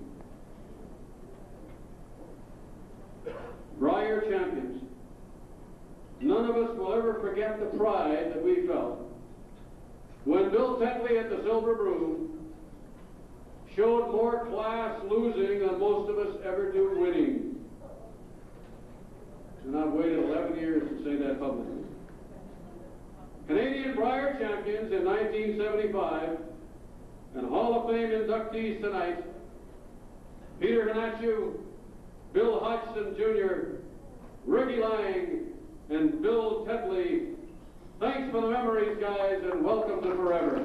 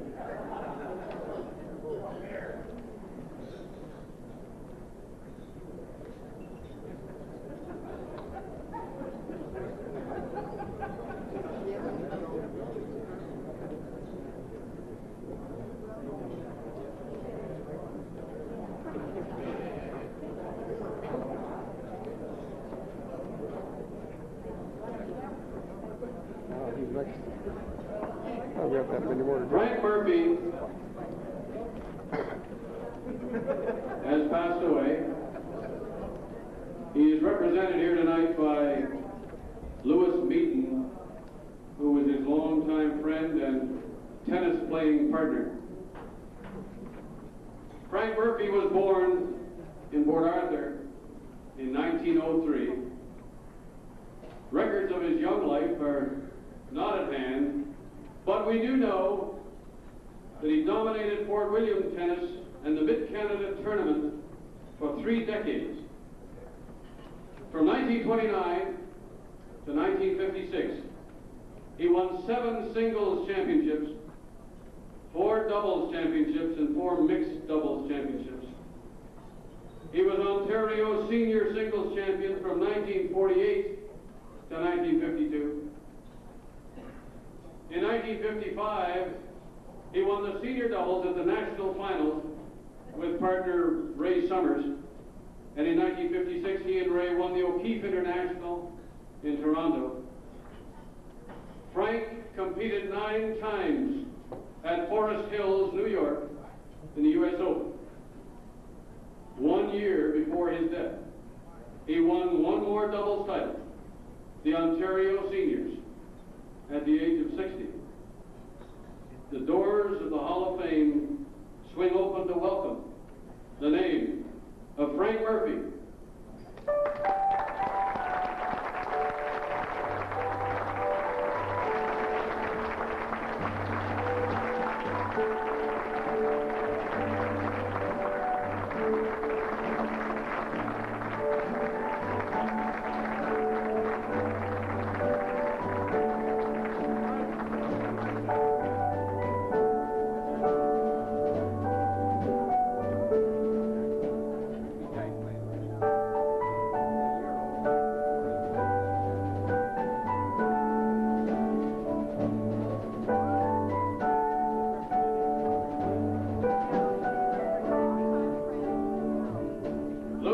Representing Frank Murphy in the Hall of Fame.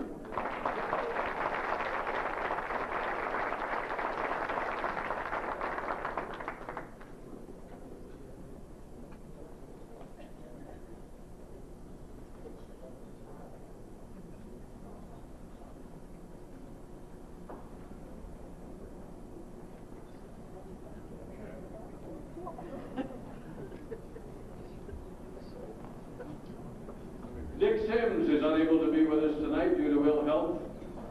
He is represented here by his longtime friend and fellow boxer. And he's been involved in every other sport there has been for the last 50 years in Thunder Bay. He's chairman of the Finance Committee of the Hall of Fame. And indeed a friend of all sport fans, in my opinion, Nels Scabarelli. Now I'll tell you about Dick Syms. Dick Syms' young life, again, is not a matter of record. He was born in Ottawa in the year 1907. But from 1931 to 1939, he was the Thunder Bay and District light heavyweight or heavyweight boxing champion. He was the Canadian heavyweight champion in 1938, runner-up in 1939. In 1940, he won the Manitoba Championship. He organized the North Street Boxing Club. During his entire career, he taught boxing to young people. From 1945 to 1972, he was boxing chairman of the Amateur Athletic Union of Canada. 1947 to 49, he was an official at the Dominion Boxing Championships. He was inducted into the Canadian Boxing Hall of Fame in 1985. And tonight, the Northwestern Sports Hall of Fame welcomes Mr. Dick Syms.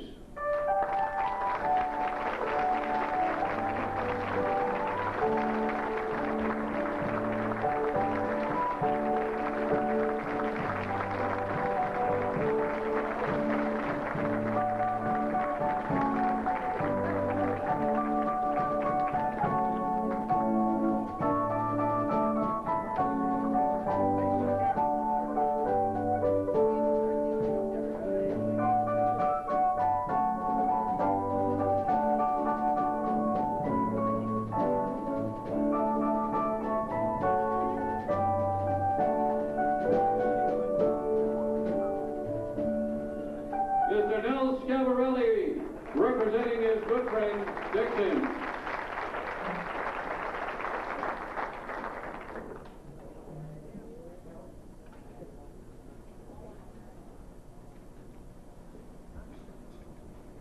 Ella Willson passed away in 1984 at the age of 85.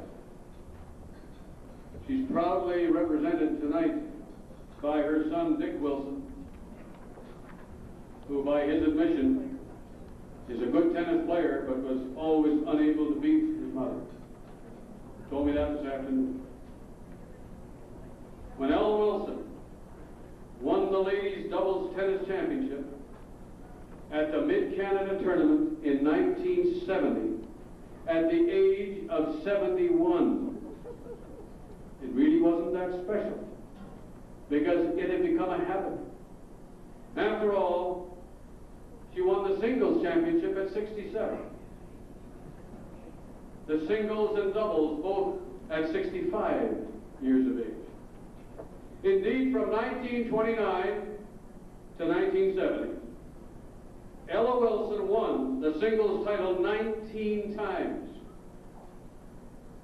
the doubles 10 times, and the mixed doubles 10 times. She was born in 1899, passed away in 1984. I did some research this afternoon, and I happened to be looking at Frank Murphy's record and Ella Wilson's record. And all of a sudden, it takes a while, but all of a sudden something triggered, and that he had won the mixed doubles in some of these years, and she had won the mixed doubles in some of those years at the Mid-Canada tournament. And so I said, they must have played together. And so this afternoon I asked her son Dick, did she and Frank Murphy play together in those years? And he said, yes, they did. I thought it was kind of interesting. Tonight we're saying, Ella Willson, we want to remember your exploits forever.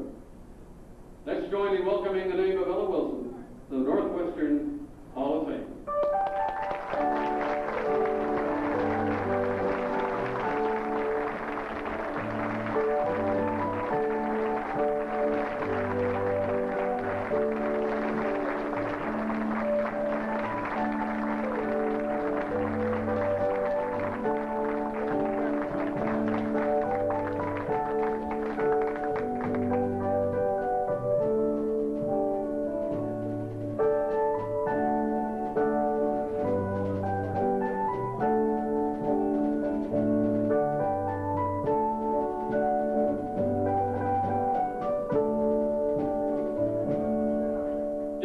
Willson.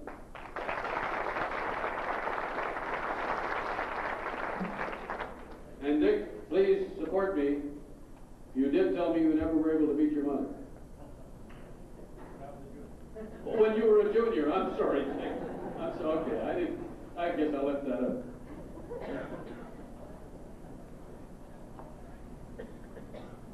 Mitch Baryluk should be called Mitch Basketball.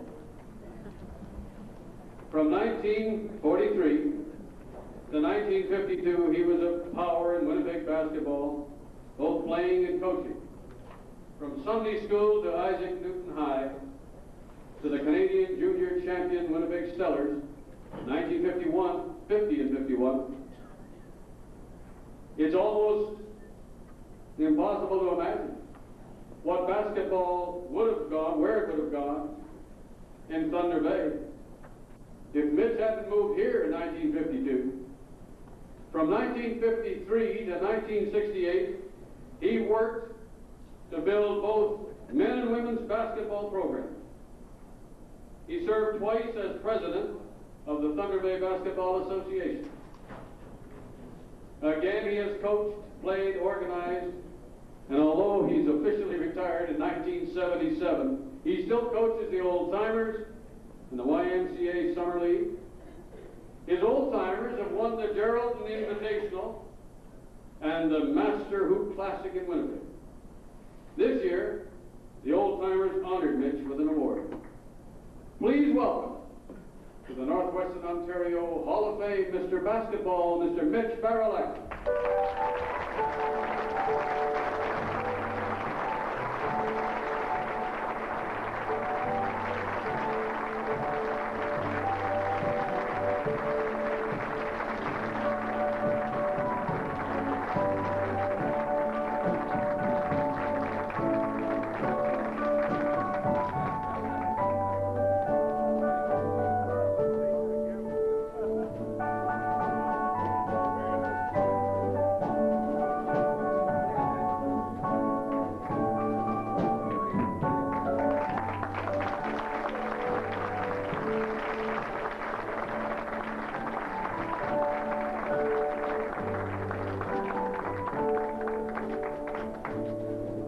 Mitch Baryluk, right there.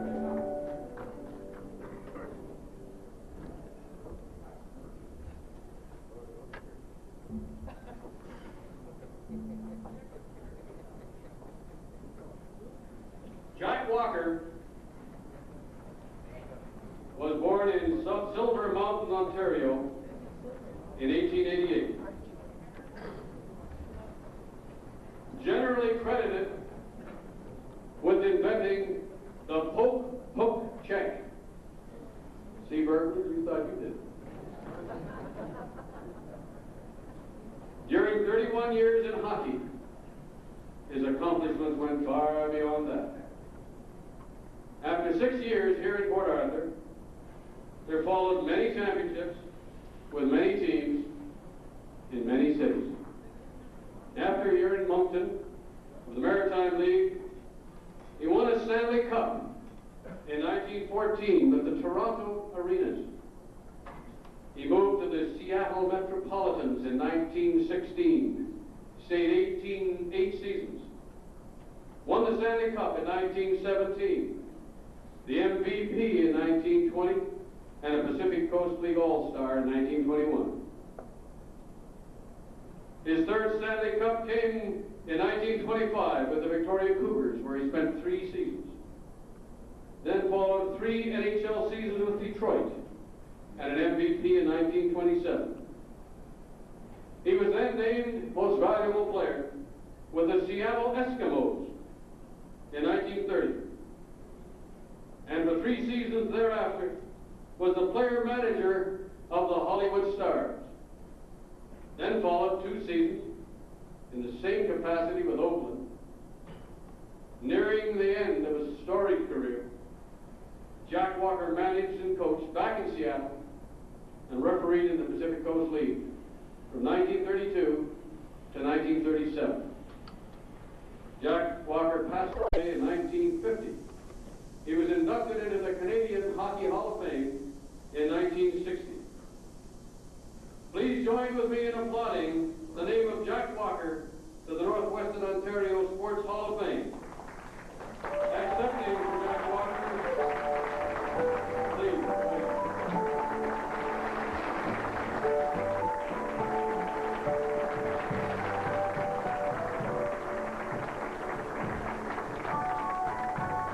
Accepting for Jack Walker is his niece's husband, Mr. Willson. That's Willson.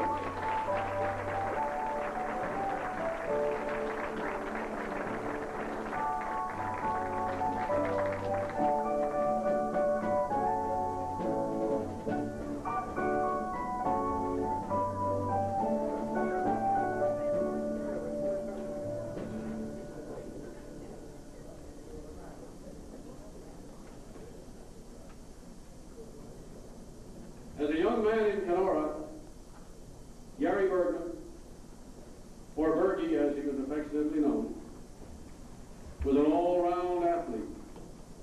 He was on the winning heavy fours and heavy eights rowing teams. He won the Tribune Trophy in curling. He tried out with the Winnipeg Blue Bombers in 1959. And one thing they don't put in his bio is that every Friday night in his bare feet he played the drums in the dealership where I was sales manager. And he was very good, even in his bare feet. He might have been a star in any sport, but hockey was really number one.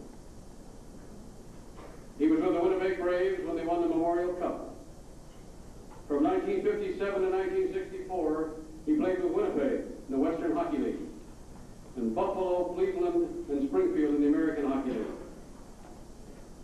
From 1964 to 1974, except for 1 year with Memphis, he was a standout defenseman with the Detroit Red Wings. 6 times voted their most valuable defenseman, named to the NHL All-Star team in 1972-73 season. Gary finished his career with a year each at Minnesota, back to Detroit, and then to Kansas City. In 1972-73, for outstanding humanitarian contributions, he won the Charlie Conacher Trophy. The same year, he played for Team Canada in that never-to-be-forgotten series against the Soviet Union. Gary, his wife Jane, and 3 children live in Orchard Lake, Michigan, a suburb of Detroit, where he works for the Seaman Patrick Paper Company, and he owns a carpentry company. And anybody knows if you come from Kenora, your name is Bergman, you just got to be in the carpentry business. Please welcome to Thunder Bay to his place in the Northwestern Sports Hall of Fame, Gary Bergman, right here.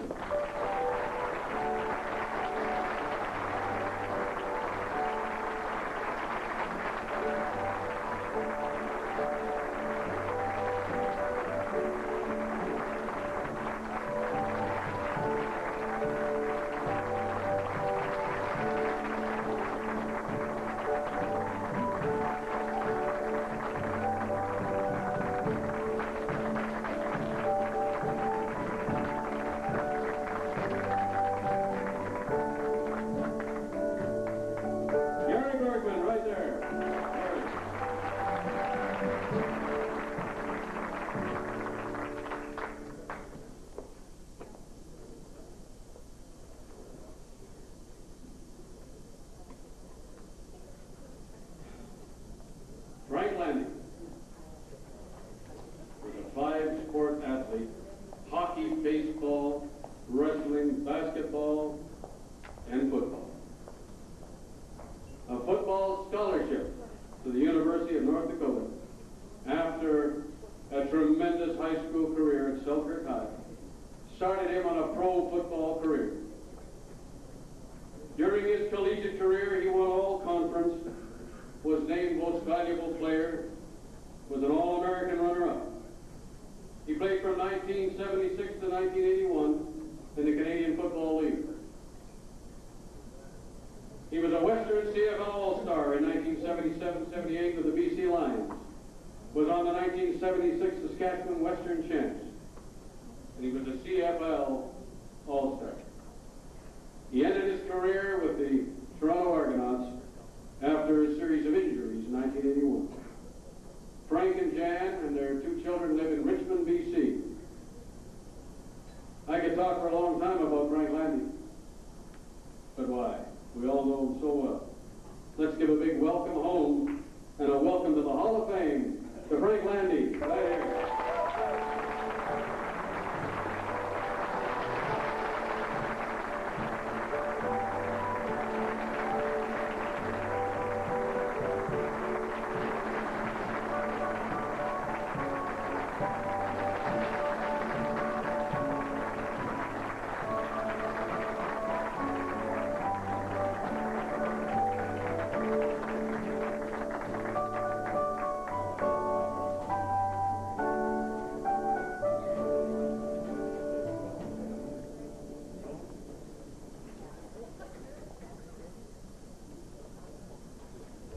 It would be easier to write a book than detail the credentials of Fred Page. He was born in Port Arthur in 1915, but since 1960, after playing and organizing and officiating in this area, Fred Page has belonged to the world. President of the Canadian Amateur Hockey Association, he's represented Canada in France, Austria, Japan, Switzerland, and Romania at the international ice hockey level. In 1973, he was named a life member of the CAHA. That same year, he formed the Junior A League in British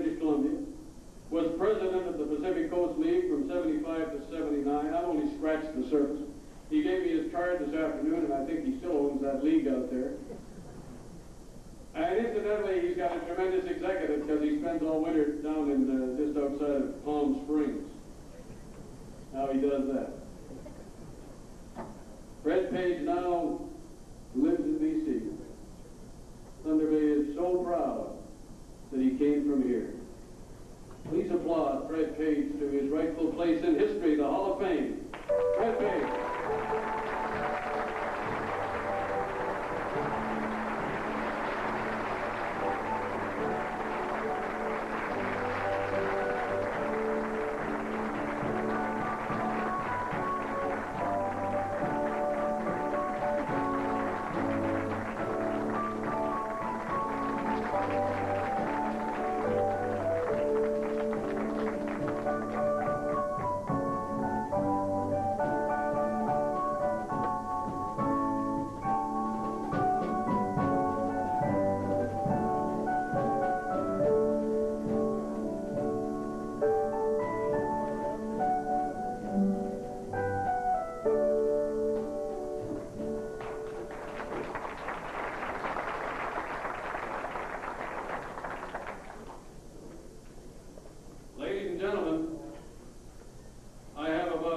Telegrams here that I'm going to read, and you know that they don't send them anymore, they phone them, and then it becomes a matter of who writes the best. There's one here that says to Gary Bergman, congratulations on the induction to the Northwestern Ontario Sports Hall of Fame. Best of luck to you from the Edgewood Country Club, Union Lake, Michigan.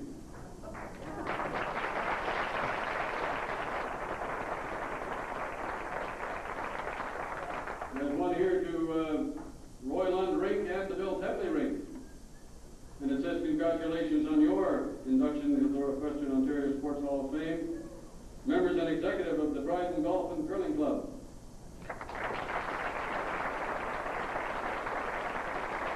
And here's another one to Gary Bergman that says congratulations on your induction into the Northwestern Ontario Sports Hall of Fame. Our thoughts and best wishes are with you as you receive the honor. Love. Bernadine and Larry.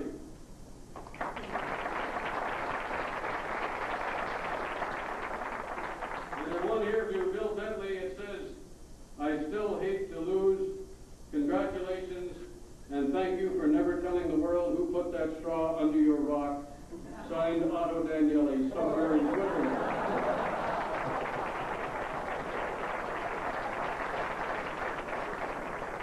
That was nice of Otto.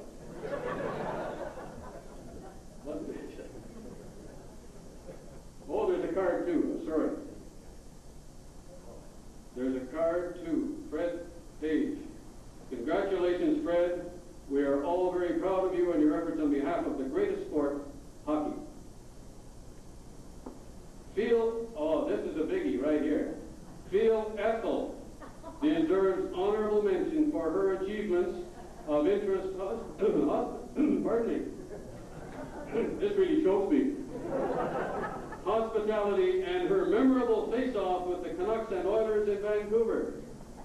Was that an inside joke, Fred? With every good wish for the future and much love, sincerely, Mary Willenman, I think, is that it? There you go. Ladies and gentlemen, you're sitting looking at 11 people who are going into history. They're part of forever. And I feel a little bit choked every once in a while when I think about it. That forever, in the Hall of Fame, we can go in there and we can look at what these people have done. I'd like to encourage you. I've spent a lot of hours in the Hall of Fame. It's a fabulous place, and every time I go, I see somebody else that I didn't know was a great athlete a whole bunch of years ago. You should go there. Take a couple of hours and look around. Starting pretty quick, you'll see these people there too. Can we have one standing ovation for these 11 inductees into the Northwestern Ontario Sports Hall of Fame for 1986?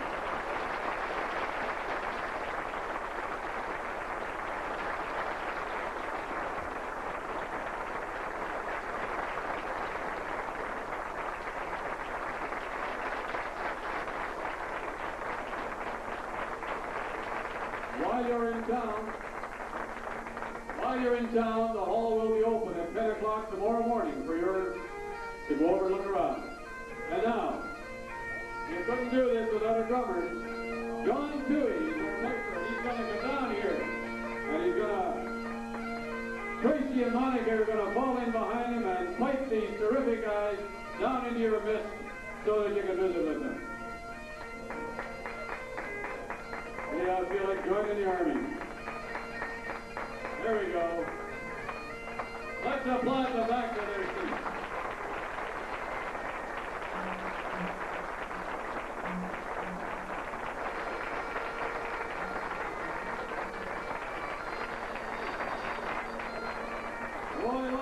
Willson, Mitch Baryluk, the Mercury Marathon, Bill Tetley, Frank Murphy, Jerry Bergman, Frank Landy, Judge Page,